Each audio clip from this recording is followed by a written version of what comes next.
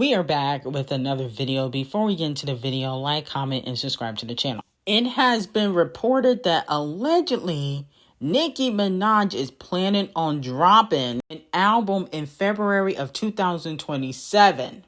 Okay? Now, if you guys remember, she was supposed to drop an album this year in March, but that never happened.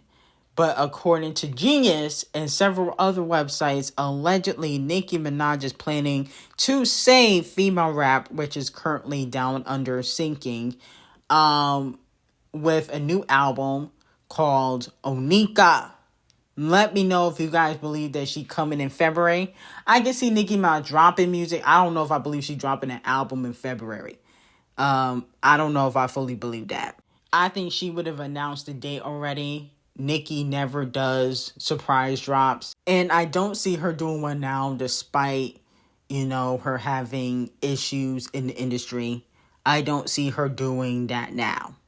I think if Nicki put out an album, she's going to announce, let the fans know beforehand versus, just doing a surprise drop.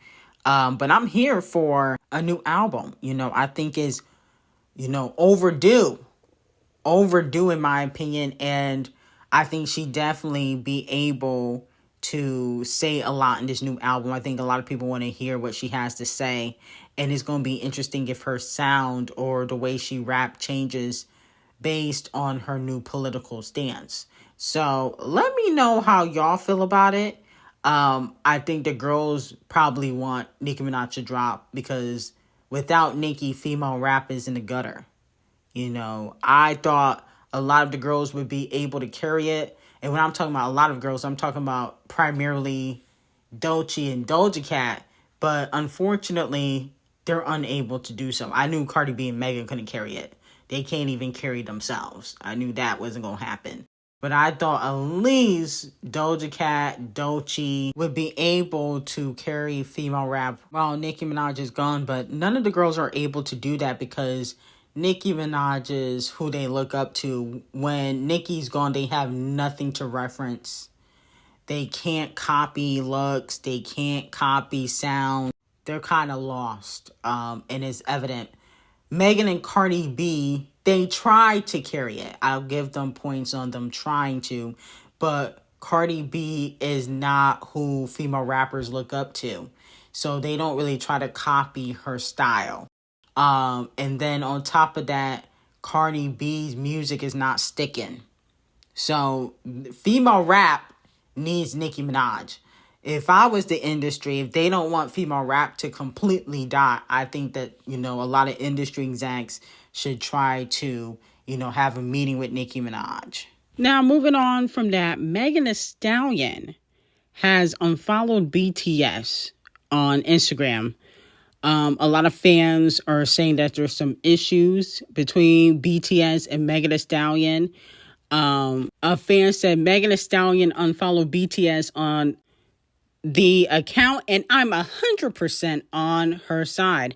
Now, a lot of people are wondering why would she unfollow BTS because they have done a collaboration before. But BTS has been receiving some recent backlash as two of the members from BTS went to, I think, the Chris Brown and Usher concert.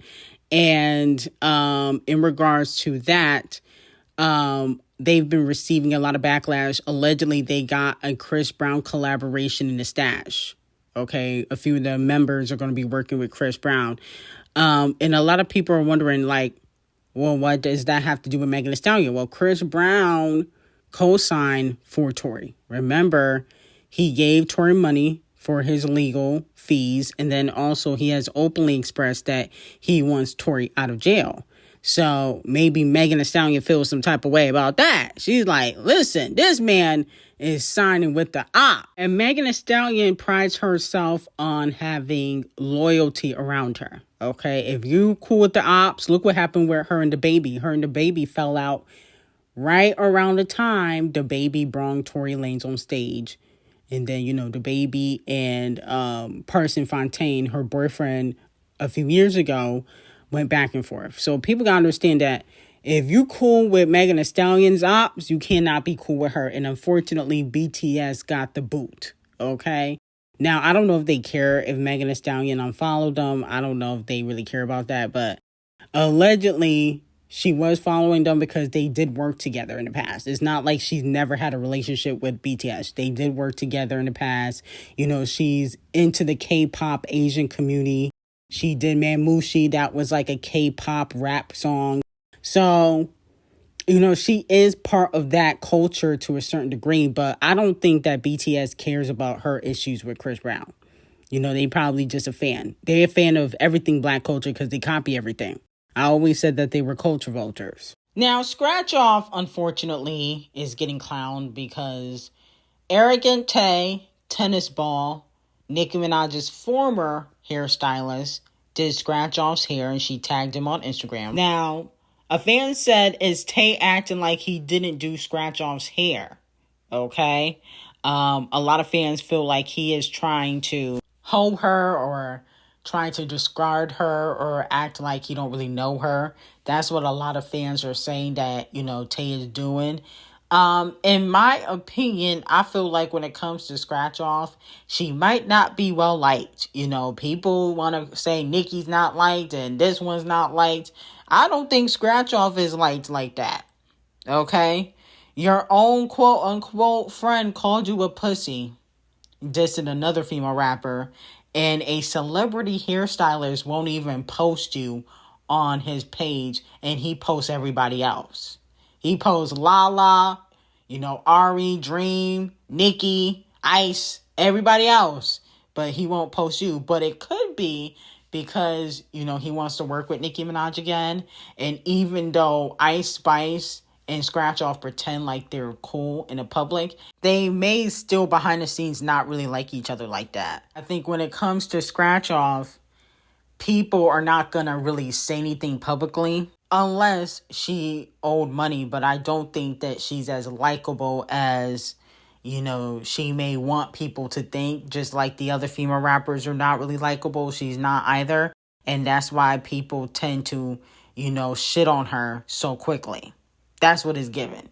It's giving like, bitch, you're not really that girl as much as you want people to think you are. Scratch Off's ego is bigger than her career. And I think she uses her ego a lot with other people. If she thinks she's the biggest thing on earth to the general public, I can only imagine how she is behind the scenes. Okay? You know, I can only imagine how she really is behind the scenes. So I don't really put it past that she might have a nasty attitude, and a lot of these hairstylists and people don't really want to work with her. But, you know, she paid them, so they're not really going to say nothing unless she owed money. Okay, that's the key. If she owed him money, he probably would have been dragging her. But she paid. But he really don't fuck with her like that. Now, a blind item has been unfortunately revealed about the Carters. Uh-oh. It has been reported that a veteran rapper, Camelface, who is married to one of the biggest pop stars in the world, Beyonce, is having trouble getting his long-awaited album out. Yikes.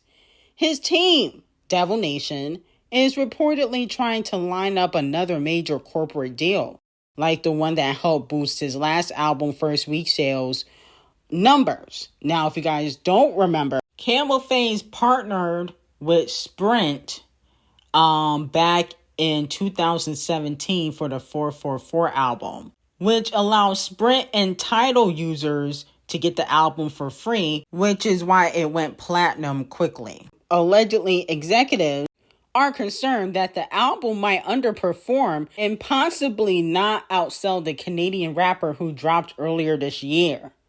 Wow, let me know how y'all feel about it. Here's the thing. I know Camelface and Devil Nation don't think that they can do Drake and Nicki numbers, right?